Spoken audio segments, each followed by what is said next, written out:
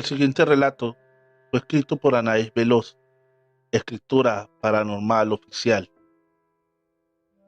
Juego de brujas.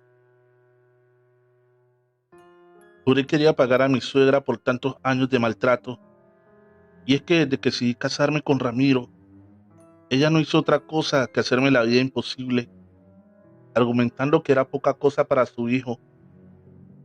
Así que día y noche buscaba la manera de separarnos, y llegó a tal extremo que justo el día de mi boda decidió irse vestida de blanco, con un vestido bastante similar al mío.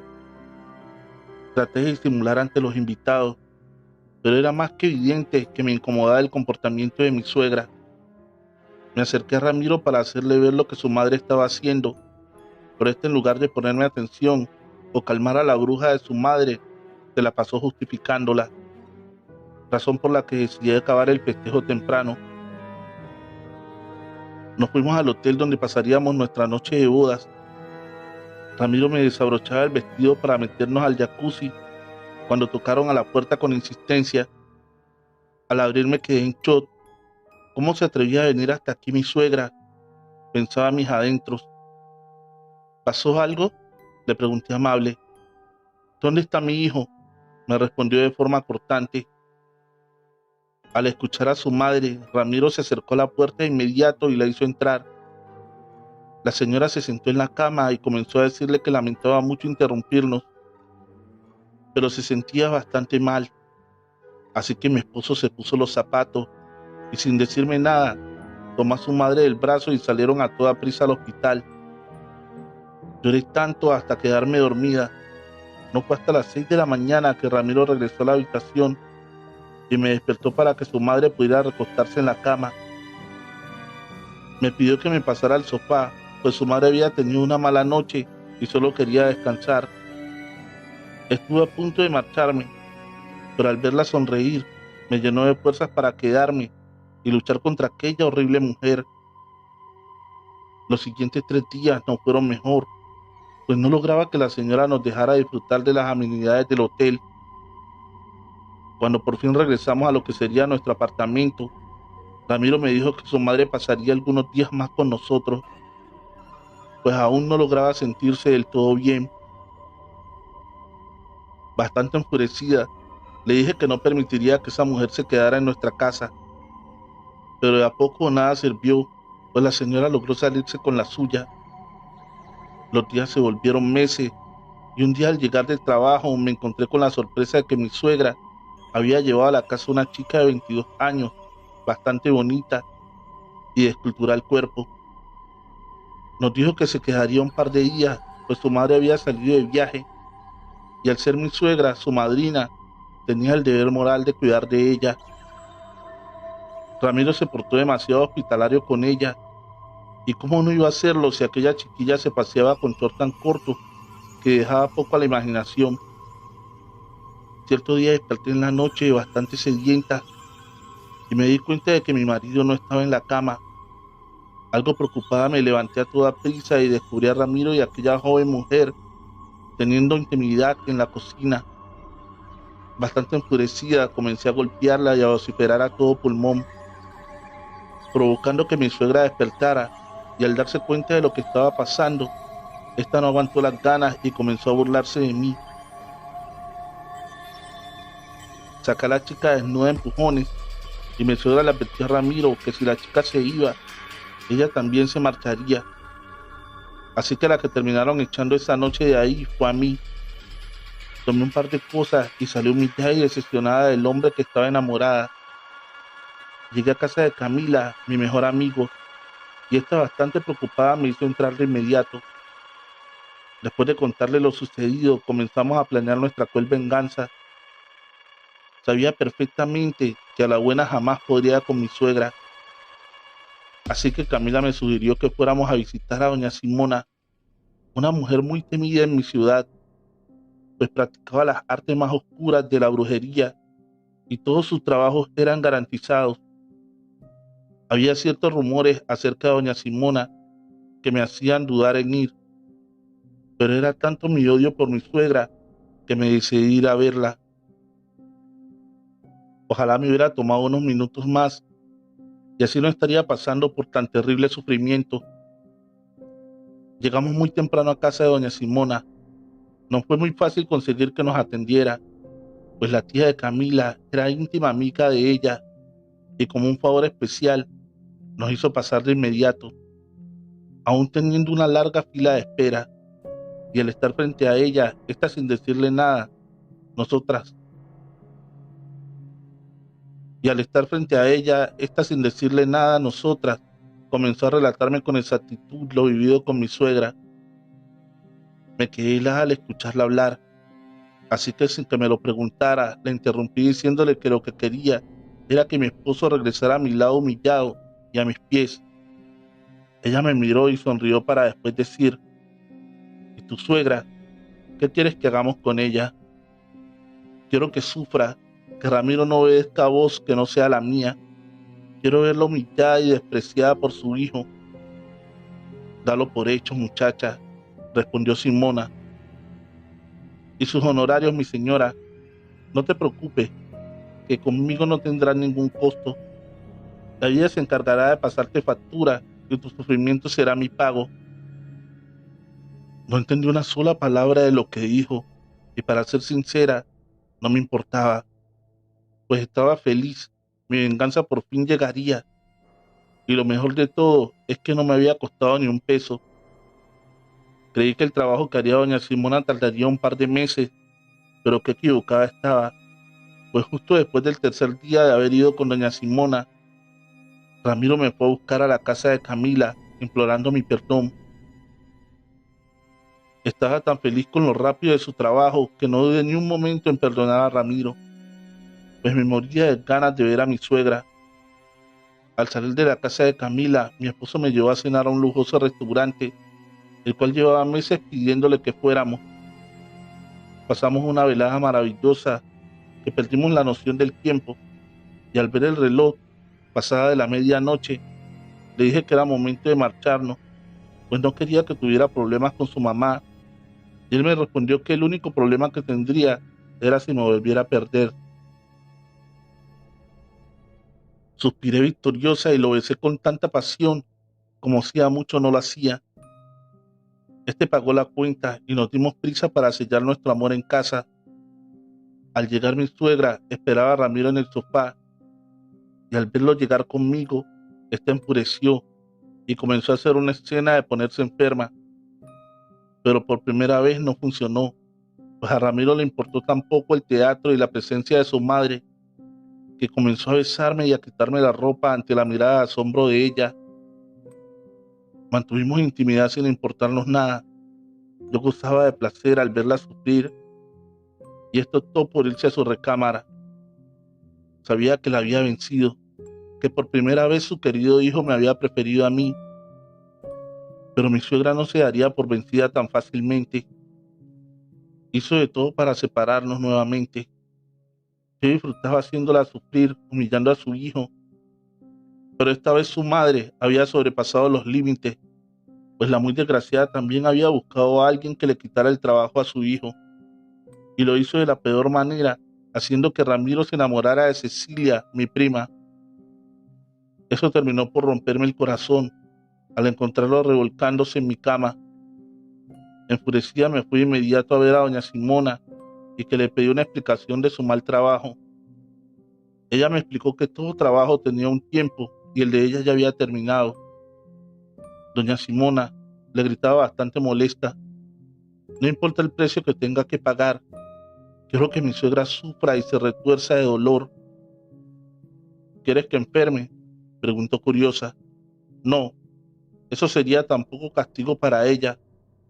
Quiero que Ramiro se enamore de su madre.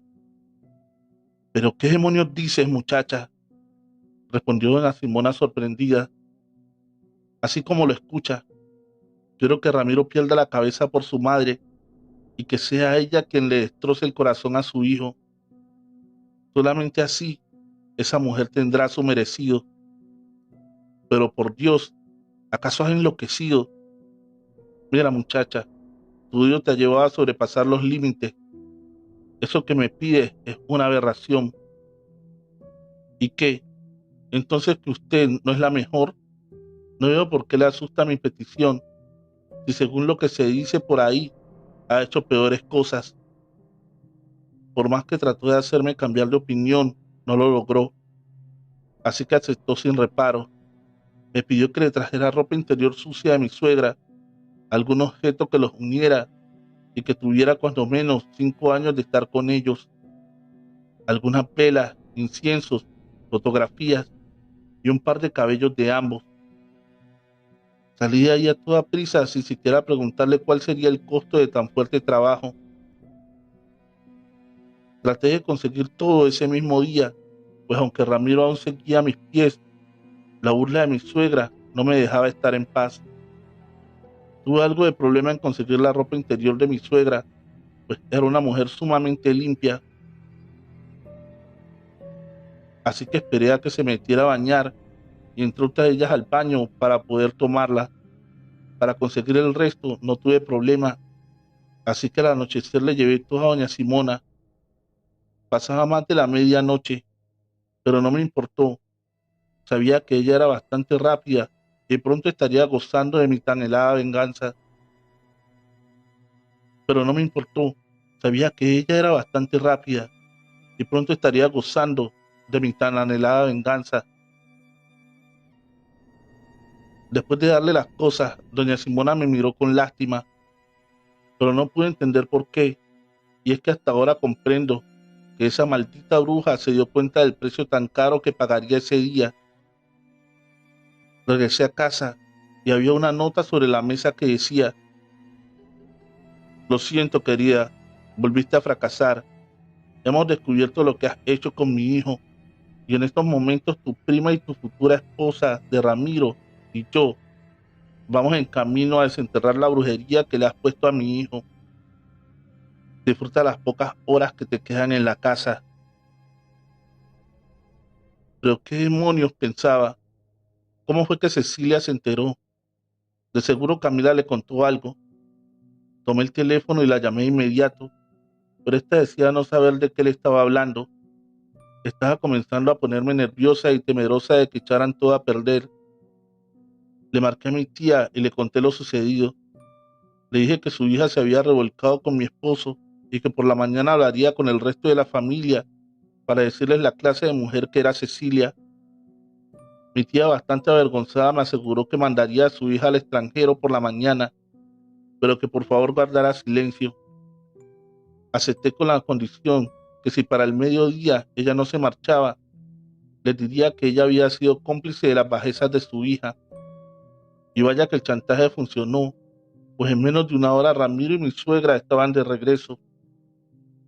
Él al verme corrió a mis brazos y dijo que lo habían llevado con mentiras a un bosque donde lo hicieron cavar por horas. Me dijo que quería darse un baño porque estaba rendido, pero le dije que no iría a ningún lado hasta hacerme la cena y darme un masaje en los pies. Mi suegra trató de impedirle que se hincara a quitarme los zapatos, pero este le dio un tremendo empujón que provocó que mi suegra cayera y tardara varios minutos en ponerse de pie. No pude contener la risa ante tan grotesca escena y después de ponerse de pie, mi suegra se marchó a su habitación. Después de cenar, me fui a la cama y a la mañana siguiente llamé al trabajo para reportarme enferma. Ramiro aún dormía y mi suegra se escuchaba en la cocina, así que me levanté de inmediato y me senté en el comedor. Buenos días, suegrita. Ya está preparándome el desayuno. Ella volteó y me miró con odio, para luego volver a mirar el sartén. Estaba revisando mi teléfono cuando llegó Ramiro y al ver a su madre en la estufa, este la tomó por la cintura y comenzó a besarle el cuello. Pero por Dios, hijo, ¿qué es lo que te pasa?, gritaba su madre aterrada. Perdón, mamá, respondió Ramiro apenado. Es solo que hoy te ves más hermosa que de costumbre. La señora se quedó helada ante las palabras de Ramiro, mientras yo interrumpí ese incómodo silencio soltando mi veneno habitual. Vaya, vaya, creo que tengo nueva rival, le dije entre risas. Cállate, víbora, respondió furiosa. No es que soy su madre. Y tú, hijo, siéntate que ya está el almuerzo. Ramiro se sentó frente a mí y comenzó a decirme: ¿verdad que mi mamá se ve muy guapa hoy? Por supuesto que sí, cariño. Mi suegra le trajo el plato a la mesa y cuando ésta se volteó para ir por el café, Ramiro tocó su trasero con fuerza para después ponerse de pie y comenzar a besarla mientras tocaba con gran desespero el cuerpo tembloroso de su madre. Basta, hijo, basta por el amor de Dios, gritaba la mujer entre lágrimas. Lo siento, mamá, pero no puedo parar, le decía a Ramiro. Creí que disfrutaría esa escena, pero fue todo lo contrario, pues por primera vez logré sentir lástima por esa mujer. Realmente estaba sufriendo al ser ultrajada por su propio hijo. Ramiro desabrochó su pantalón y al ver eso su madre tomó un cuchillo y se cortó la garganta ante nuestros ojos, pues prefirió morir antes que tener intimidad con su hijo. Estaba bastante aterrada al ver aquello, pero mi hijo me impidió que saliera corriendo y al ver el cuerpo ensangrentado de mi suegra me hizo sentirme arrepentida de mis acciones. No podía creer hasta dónde había sido capaz de llegar. Le pedí en silencio que me perdonara, que yo no quería que llegara tanto, pero mis pensamientos se vieron interrumpidos cuando Ramiro comenzó a desnudar el cuerpo inerte de su madre y la penetró una y otra vez con tal salvajismo que no pude evitar vomitar.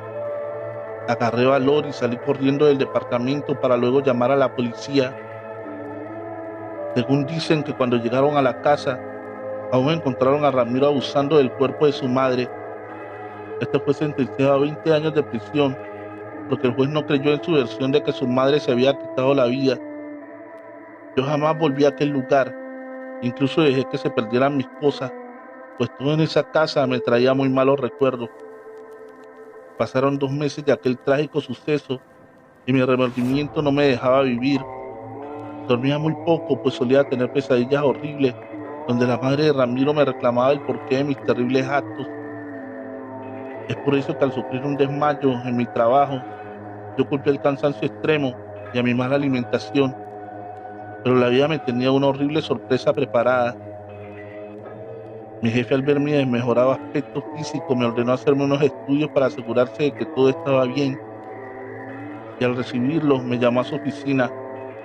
Algo nerviosa, porque algo malo ocurría conmigo, me dirigí a su oficina temerosa, y al verme me recibió con un fuerte abrazo, y no dejaba de felicitarme, y de insistirme que él sería el padrino del bebé que venía en camino.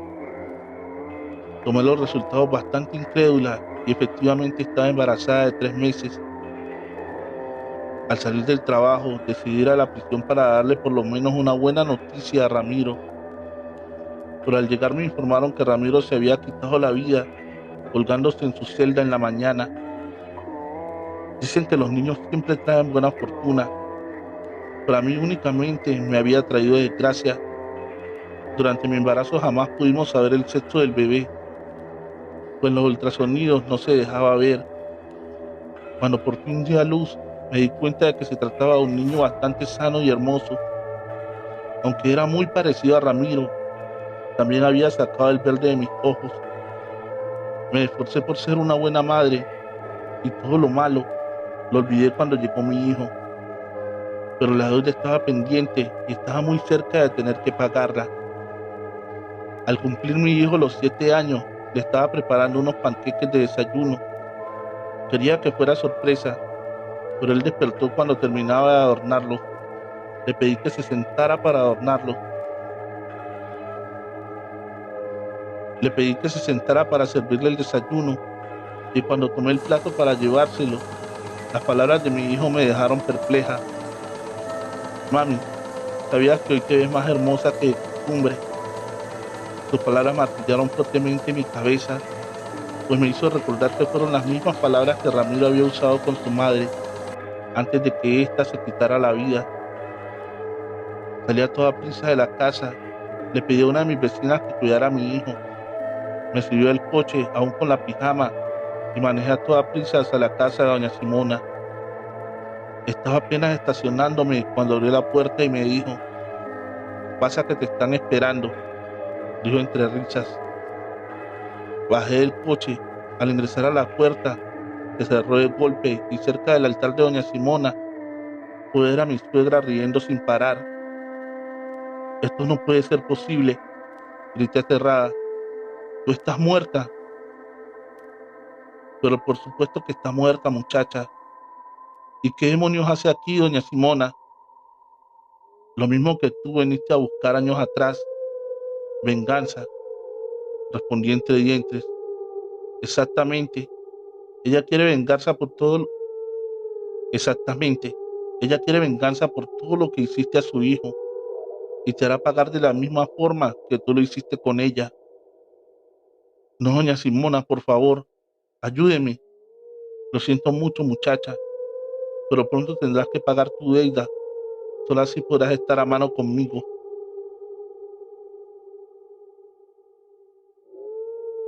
Entonces fue que entendí todo. No sé si la vida, doña Simona, me harían pagar por mi venganza. Todo comenzaba a tener sentido. Ya aloja un niño. Me dijo exactamente lo que Ramiro le dijo a su madre cuando la señora se suicidó. Y estoy segura de que mi hijo querrá hacer conmigo lo mismo que le hice a su abuela. Estoy bastante nerviosa, pues sé que el tiempo se acaba. Mi hijo sigue creciendo y cada vez se acerca más y más el momento de pago. Me mata la espera, pues es exactamente lo que pasará. Es solo que me niego a que la historia se repita y estoy en un dilema.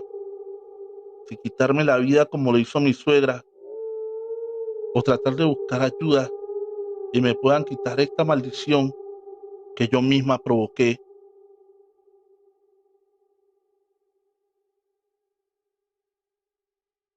Hemos llegado al final de este episodio. Te recuerdo que la mejor forma de apoyar este canal es compartiendo este video en tus redes sociales o con un amigo. También agradecería que dejes tu like y un bonito comentario. Si aún no estás suscrito, dale fuerte al botón de suscripción y activa la campanita de notificaciones. Si tienes una historia que contarnos, agradecería que la envíes al correo que aparece en la descripción de este video y así será narrada en este canal. Feliz noche. Anaís Veloz, escritora paranormal.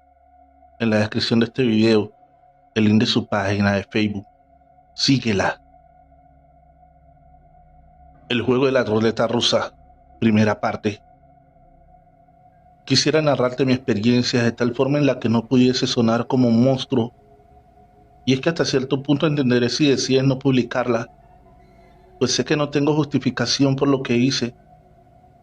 Por lo que sí te puedo asegurar es que he pagado muy caro mi pecado y lo seguiré haciendo durante toda la eternidad, pues no creo que esa alma me deje de atormentar jamás.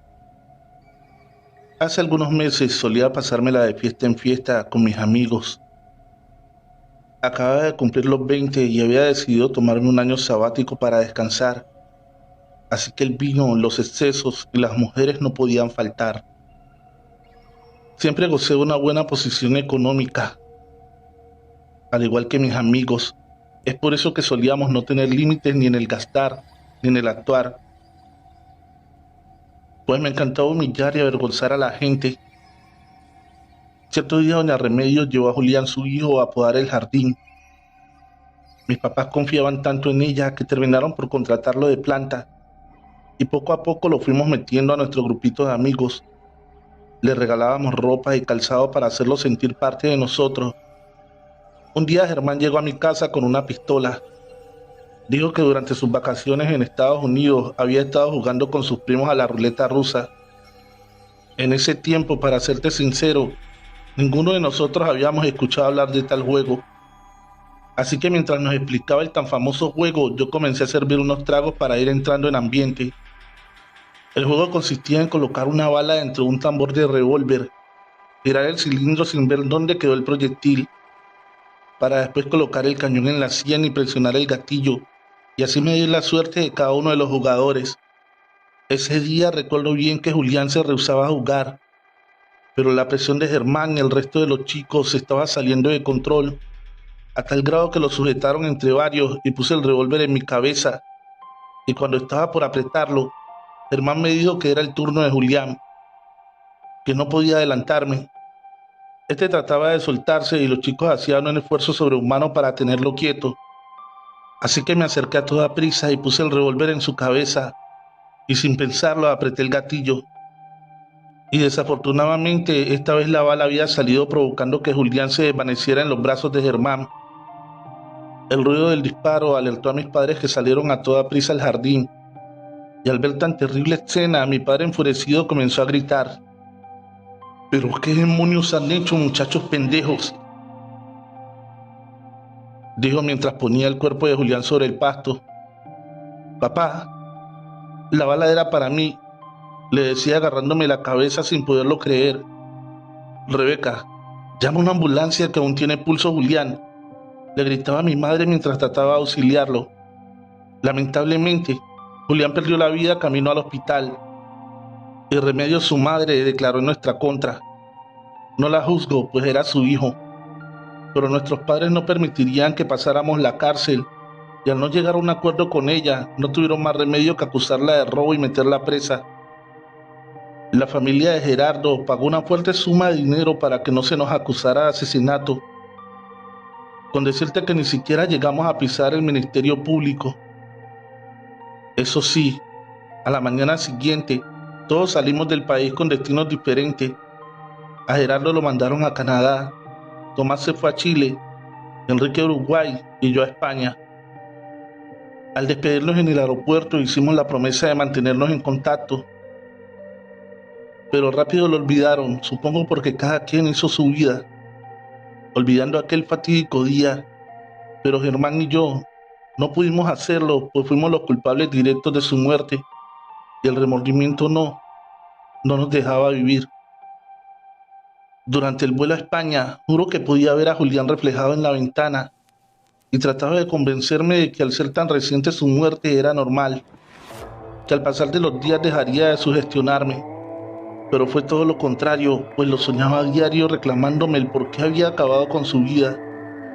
Estaba bajando mucho de peso y solía escuchar claramente a Julián decir mi nombre. Cierto día invité a cenar a una chica al departamento. Estaba por servir el vino cuando recibí una llamada de mi padre. Le dije que me diera algunos minutos y ella aceptó. Tardé más de lo que imaginaba, pues mi padre me contaba que Remedios por fin había aceptado un trato y ella diría que Julián cometió suicidio y mis padres levantarían los cargos por robo y así podríamos regresar a casa. Sé que sonará bastante desvergonzado de mi parte, pero sentí un gran alivio luego de escuchar que Remedios había accedido a colaborar. Aunque no lo crean, me preocupaba que una señora mayor estuviera presa. Después de colgar regresé con mi cita y vi que había 2 copas de vino medio vacías. Algo confundido me quedé mirándola y la chica lo pudo notar, pues después de algunos segundos me dijo: «¿Cómo no me habías dicho que vivías con un amigo bastante divertido?», decía entre risas. «¿De qué amigo hablas?», le respondí bastante sorprendido. «¿De quién más va a ser?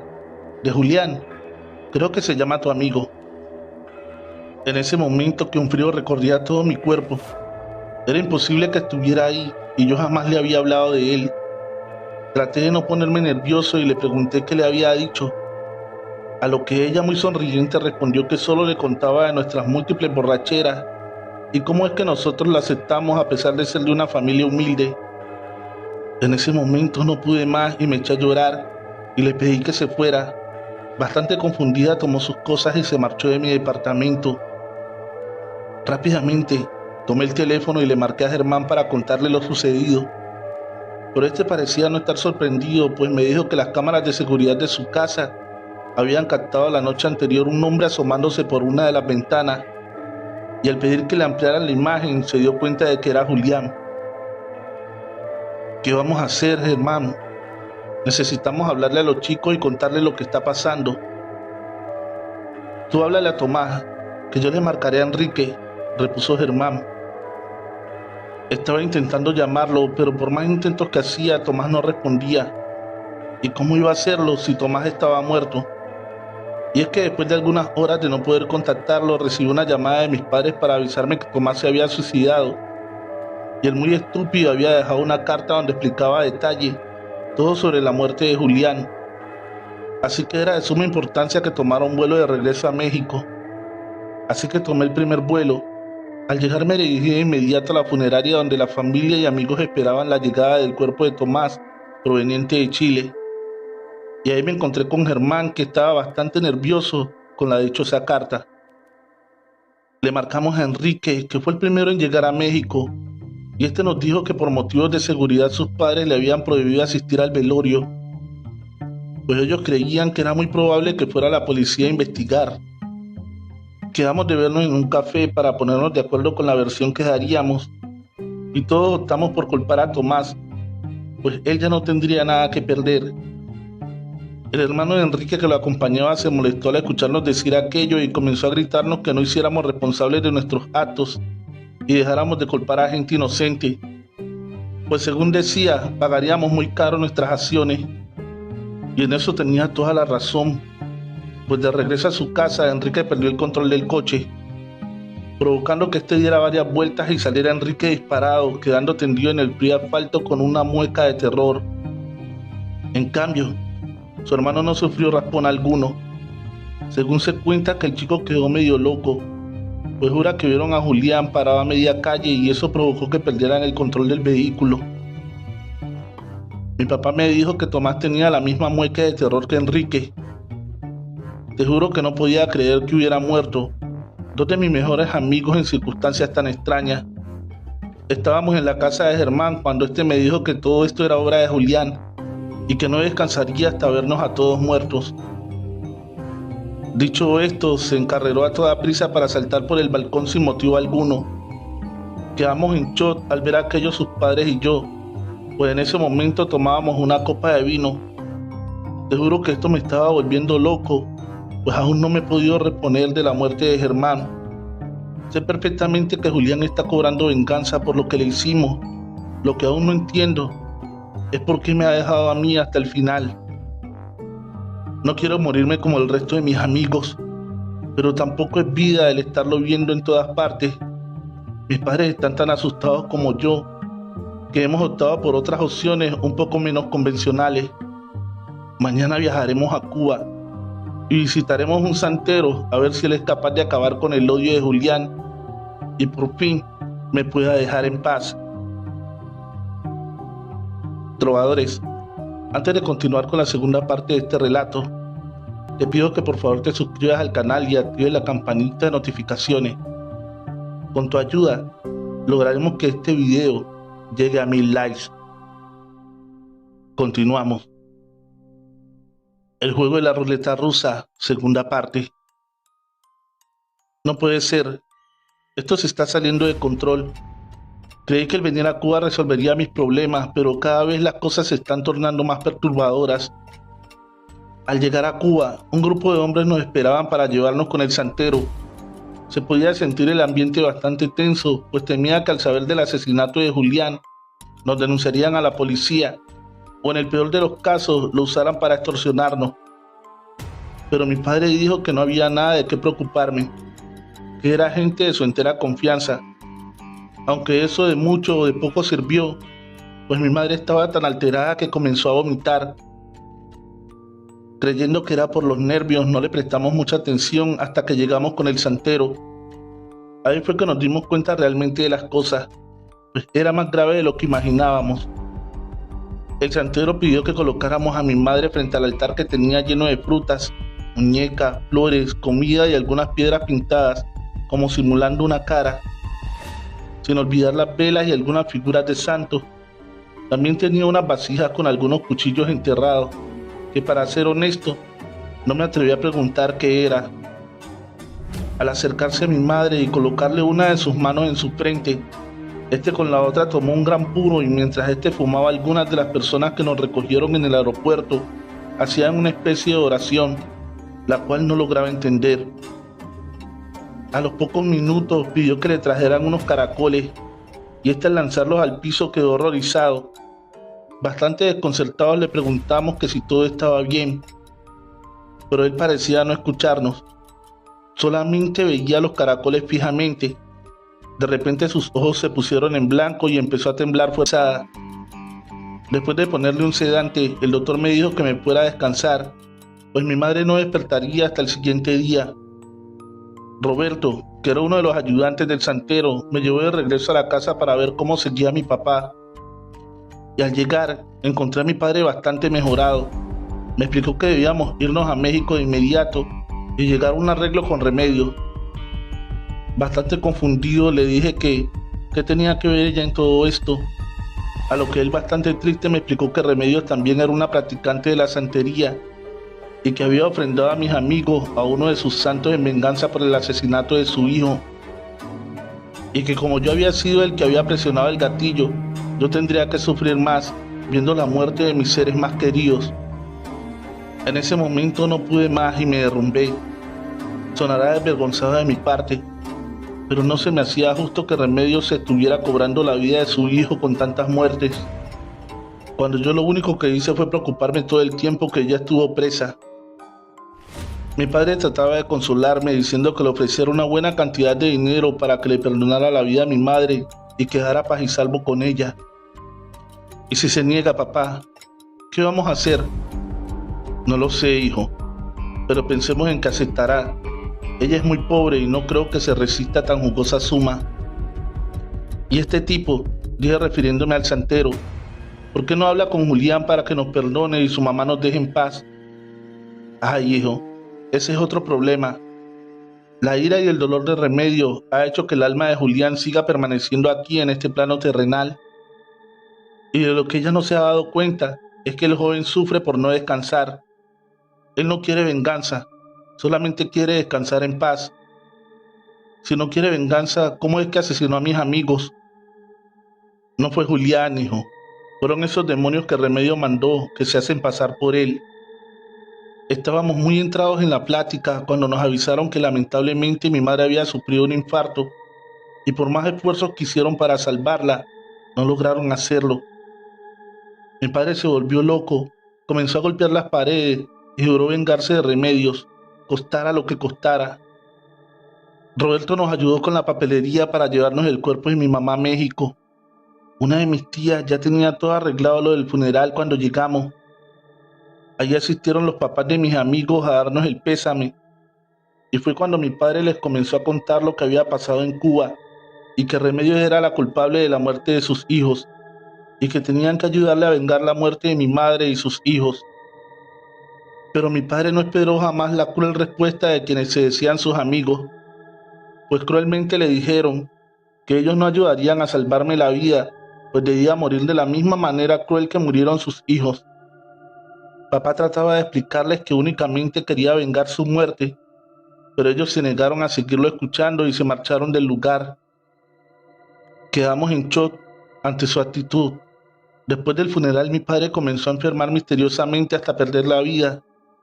Y a mí ahora no solamente me sigue atormentando Julián, sino que ahora veo y escucho a mis padres y amigos pidiendo ayuda.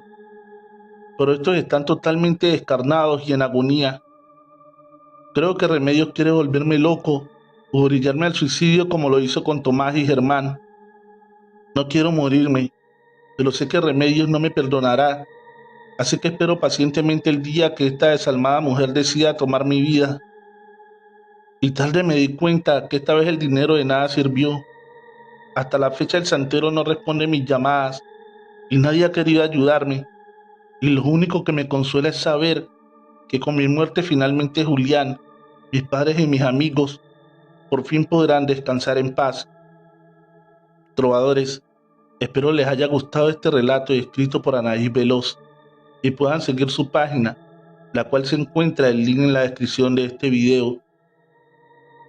Una de las metas que tengo para este relato es que llegue a los 1000 likes y con tu ayuda eso será posible.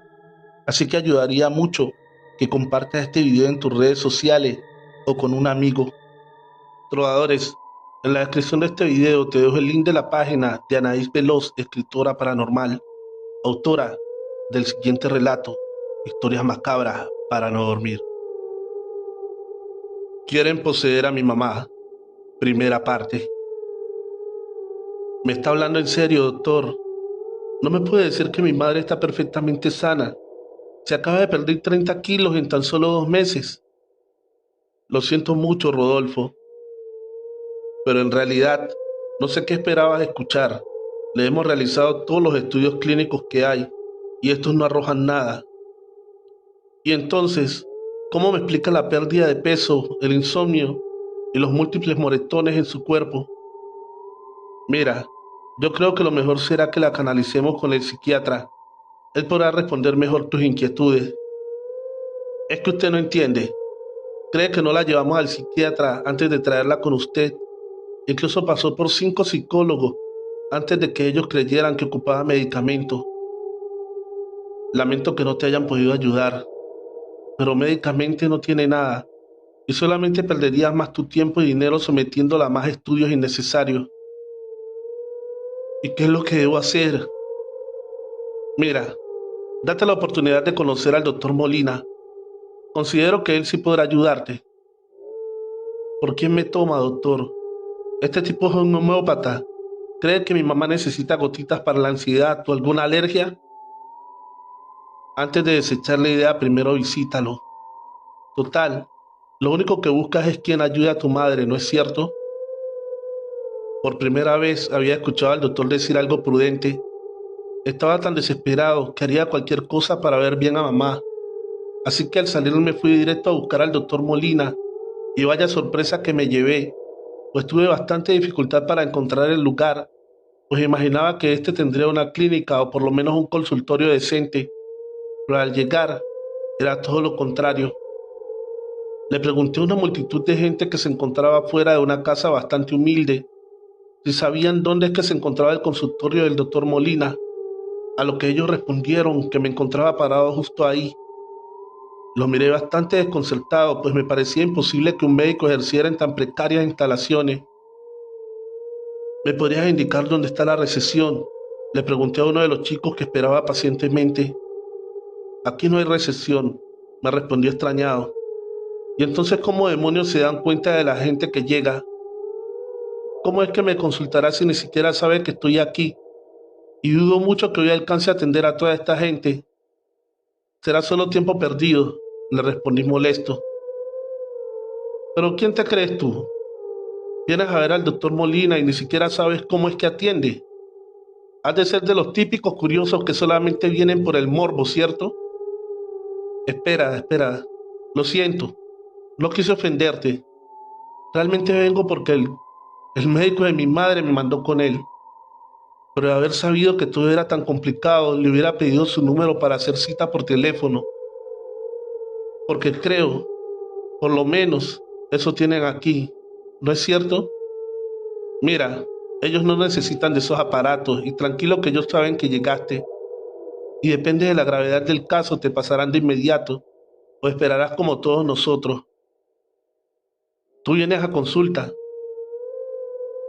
Sí, esta es mi tercera vez, me respondió el hombre entusiasmado. Y si no es indiscreción, ¿de qué estás enfermo?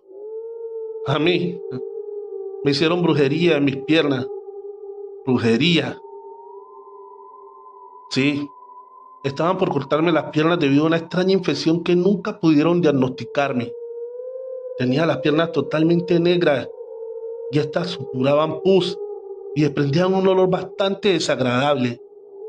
Y un día me despertaron los gritos de mi esposa que casi se desmaya al ver cómo un gato me estaba comiendo pequeños pedazos de mi pierna.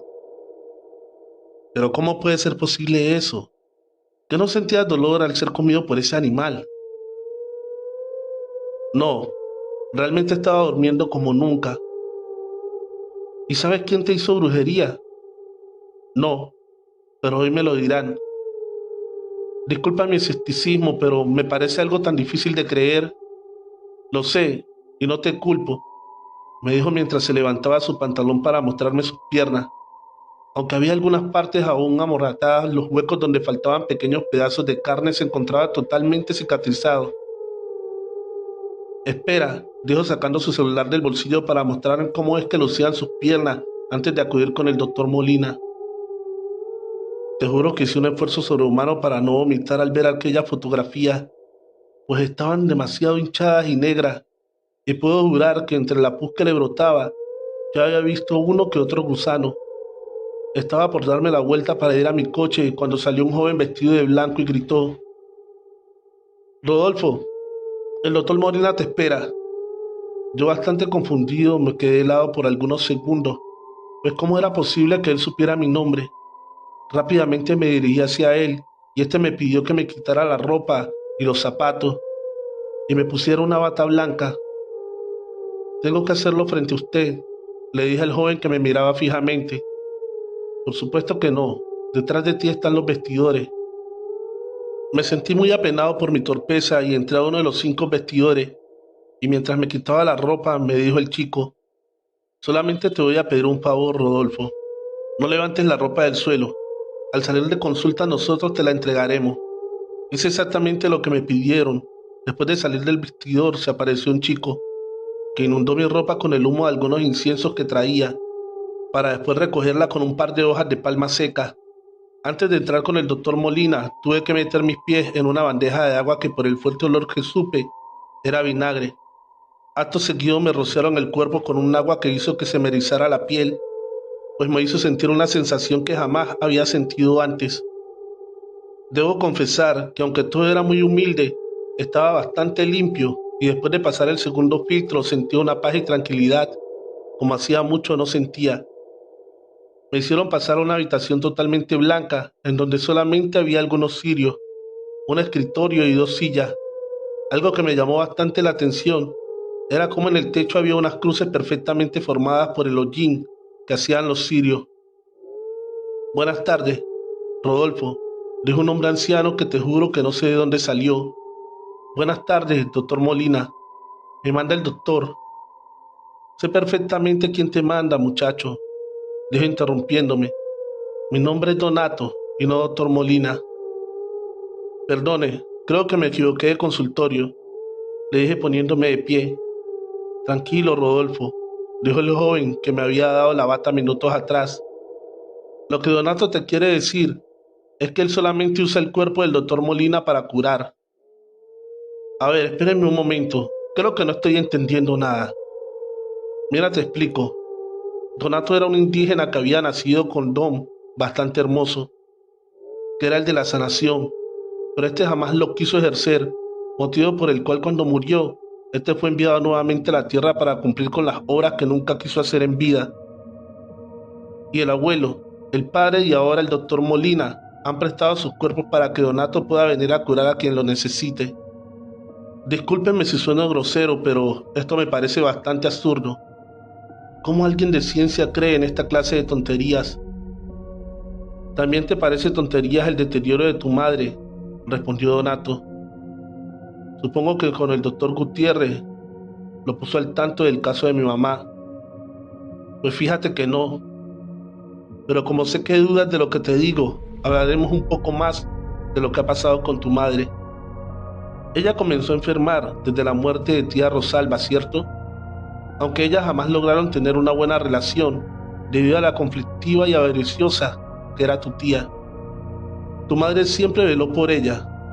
Por cierto, debo decirte que aún sigue en su casa el dinero que le robó de la herencia que le dejó a tus abuelos, a tu mamá, aunque ya queda muy poco, debido a los varios gusticos que se ha dado tu prima Romina. Pero lamentablemente todo le ha salido mal, pues es dinero que su madre robó y por ende lo saló. ¿O tú por qué crees que todo lo que compra terminan por robárselo o descomponerse?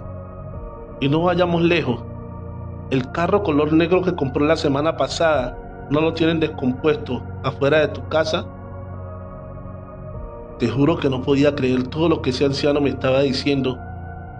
Cierto que varias cosas se las contamos al doctor Gutiérrez, pero a nadie le mencionamos lo del dinero que le habían robado a mi mamá. Incluso jamás le hablamos de Romina. Bastante avergonzado por lo grosero que había sido minutos atrás, me quedé en silencio escuchando cómo ese par me hacían tragarme mis palabras.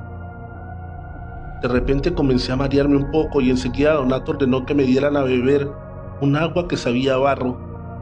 Me dijo que la tomara muy despacio y así lo hice hasta que poco a poco comencé a sentirme mejor. ¿Ahora crees en mí, Rodolfo?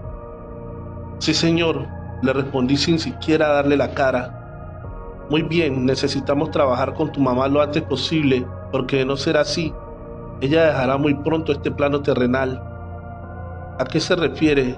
¿A que mi madre morirá? Tu cuerpo no, pero su alma vagará por la oscuridad por toda la eternidad. ¿Podría explicarme qué quiere decir con eso, por favor? Mira, muchacho, tu madre no tiene ninguna enfermedad que pueda curar la medicina o la ciencia. ¿Y entonces qué es lo que tiene? A tu madre la están intentando poseer. ¿Pero quién?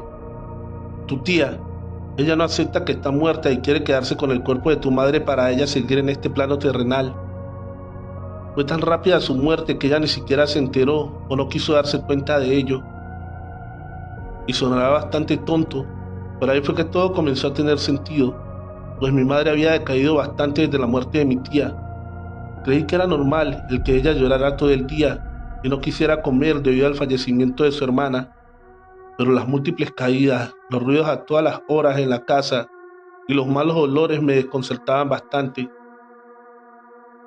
Y algo que había olvidado y que recordé en ese momento que Donato comenzó a decirme todo, era que mi madre tenía unas actitudes bastante diferentes a como solía ser. Y por breves momentos su piel se oscurecía al igual que su cabello. Y es que mi tía solía ser morena y mi madre muy blanca. Incluso hasta su forma de vestir y de hablar habían comenzado a cambiar. ¿Y qué es lo que tengo que hacer?, le pregunté intrigado. Primero que nada, al llegar a tu casa vas a rociarle esta agua que te voy a dar en el cuello, pecho y estómago, pero no debes de sacar la botella de tu pantalón hasta tener a tu madre enfrente. Y sin avisarle comienza a rociarla de inmediato, y pase lo que pase no dejes de hacerlo.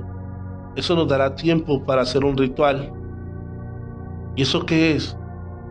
Una pequeña sesión donde haremos entender a tu tía que ya no debe estar más aquí.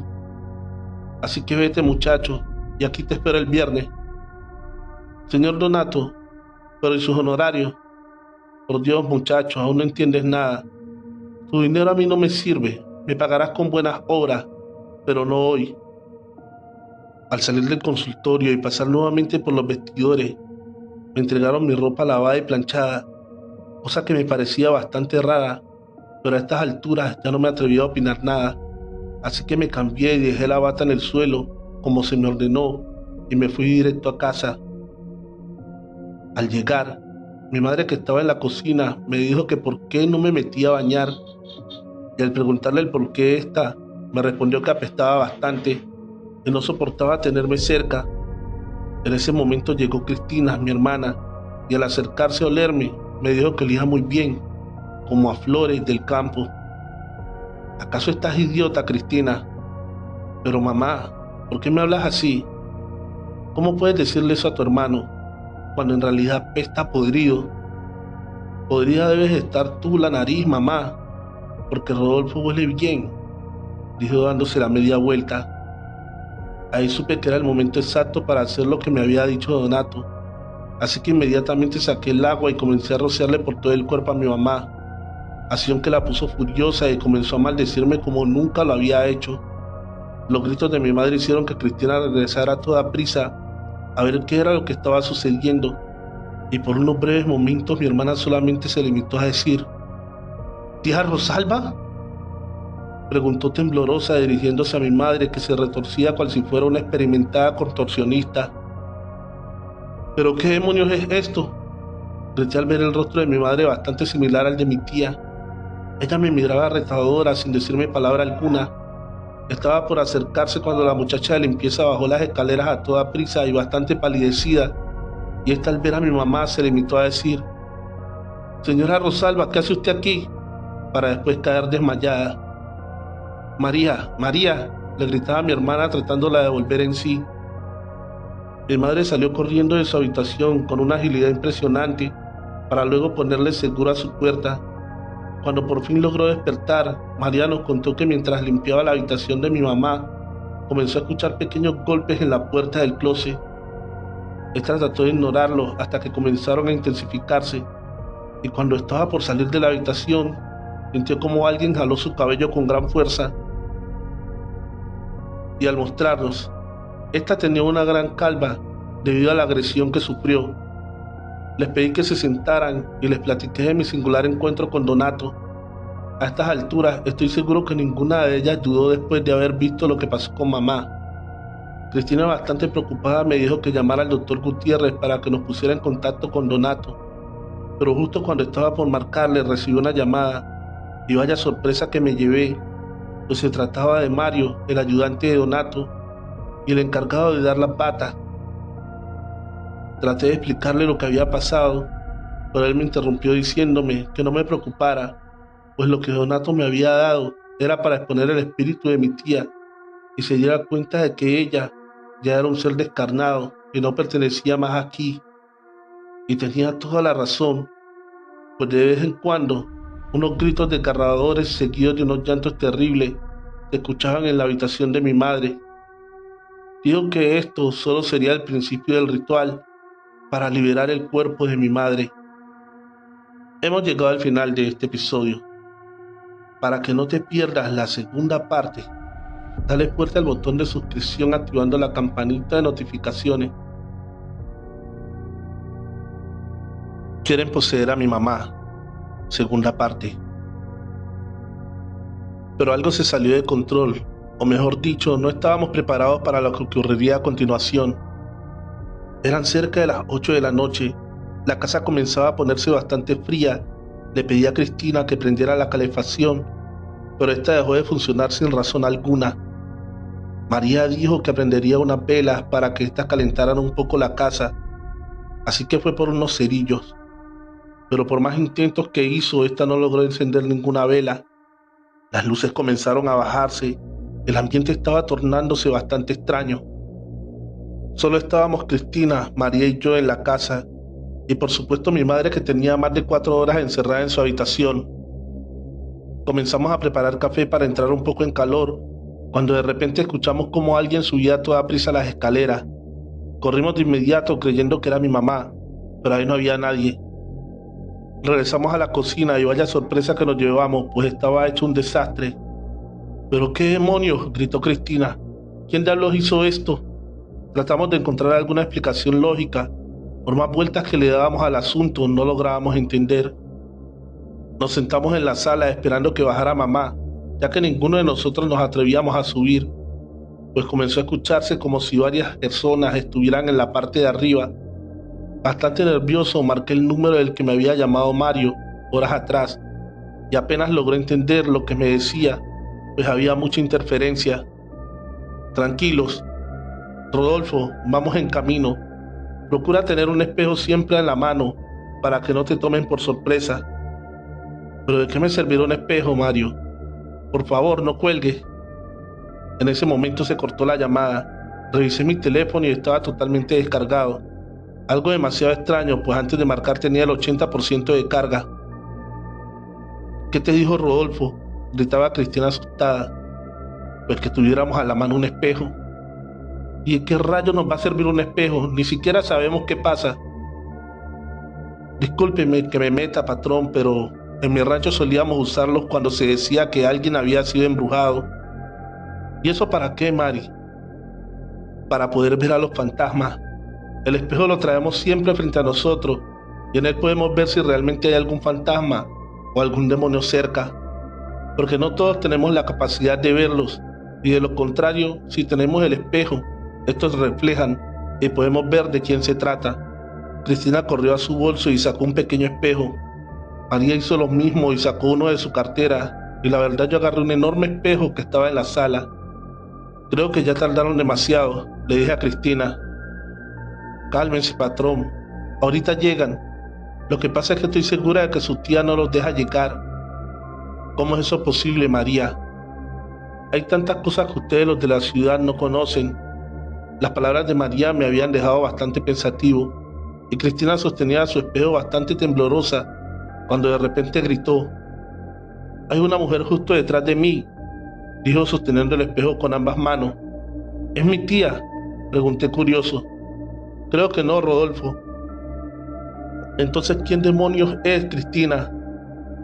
Estaba tan asustada que ni siquiera podía hablar, motivo por el cual María se sentó junto a ella y con mucha seguridad levantó su espejo para ver qué era lo que temía tan mal a Cristina.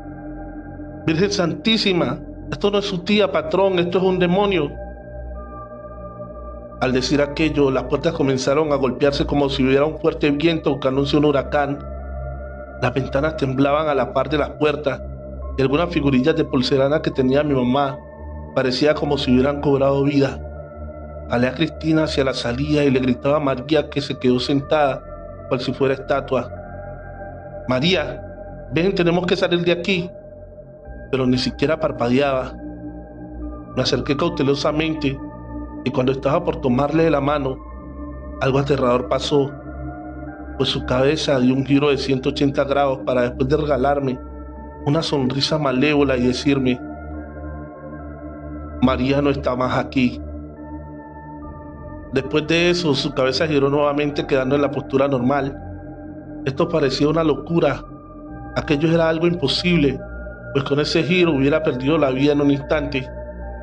Poco a poco empecé a retroceder y ella no dejaba de burlarse y maldecirnos. Pero todo cambió de un momento a otro, pues de repente María pegó un gran salto al techo y, cual si fuera una araña, comenzó a correr hacia la segunda planta. Esto no es real, gritaba Cristina, agarrándose la cabeza. Para mí era imposible consolarla, pues me encontraba igual o peor que ella, de asustado. Pero lo que hice fue mirar hacia afuera para ver qué era lo que había asustado tanto a María para salir corriendo de esta manera tan espantosa. Y una sensación de tranquilidad invadió mi cuerpo al ver que Mario y Donato estaban llegando. Abrí la puerta de inmediato y te juro que no hubo necesidad de explicarles nada, ya que Donato comenzó a contarte todo por lo que acabábamos de pasar. ¿María estará bien?, preguntó Cristina, bastante preocupada. Tranquila, hija, no tienes nada que temer. Nosotros venimos acompañados por Dios y toda su corte celestial, respondió Donato. ¿Pero qué es todo esto? Lamentablemente, tu tía ha traído a otros seres de oscuridad y han encontrado el lugar perfecto para instalarse, pues el rencor, la ira y el resentimiento han servido de alimento para todos estos seres de bajo astral. Pero no debemos perder más tiempo. Mario, baja las cosas que vamos a necesitar. Este de inmediato se fue al coche y bajaron un par de mochilas y comenzaron a preparar todo para el ritual. Comenzaron a mover algunos muebles de la sala, dejando un gran espacio limpio ahí. Extendieron un gran lienzo blanco. Encima de este pusieron un arreglo de flores y me pidieron una fotografía de mi tía, que no fue muy difícil de conseguir, pues estaba junto al resto de las fotos familiares en una esquina de la sala.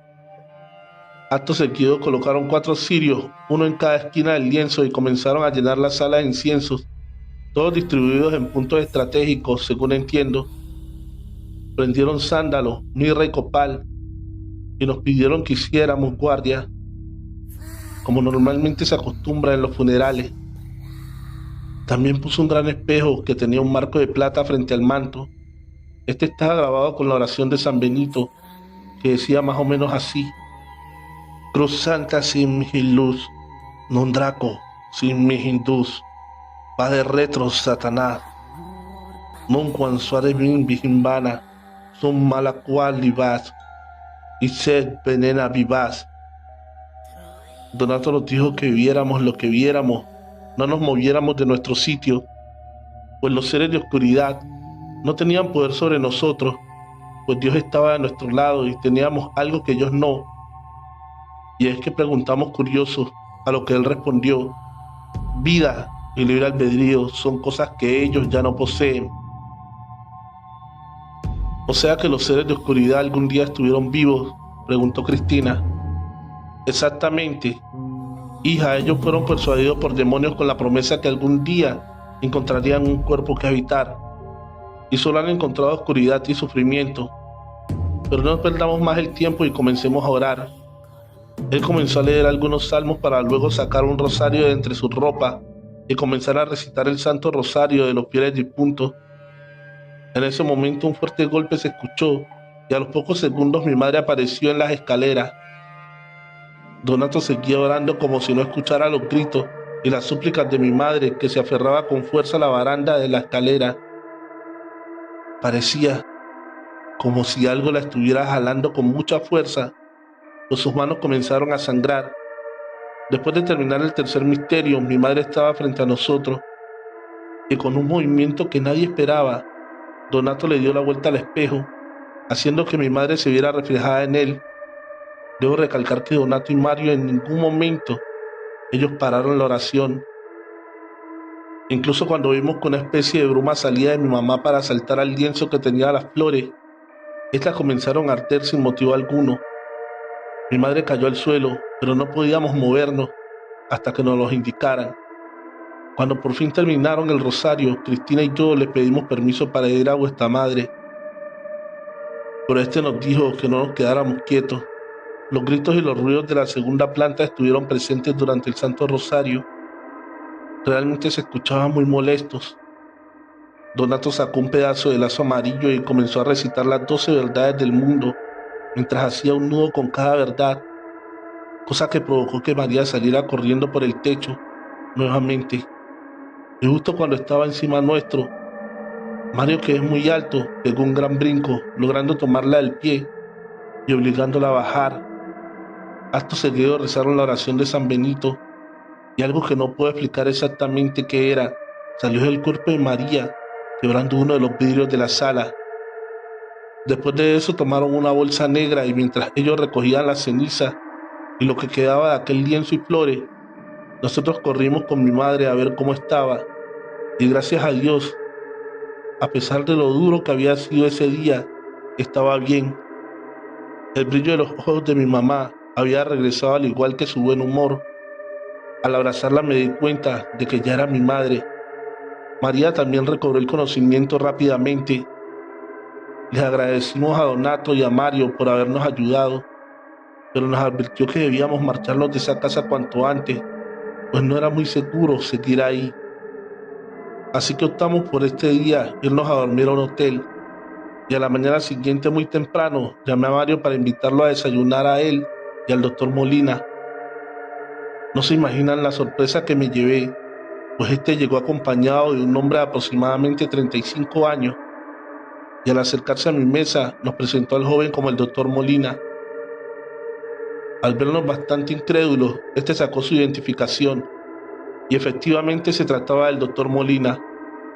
Durante el desayuno nos platicó cómo es que cambiaba su cuerpo al entrar Donato.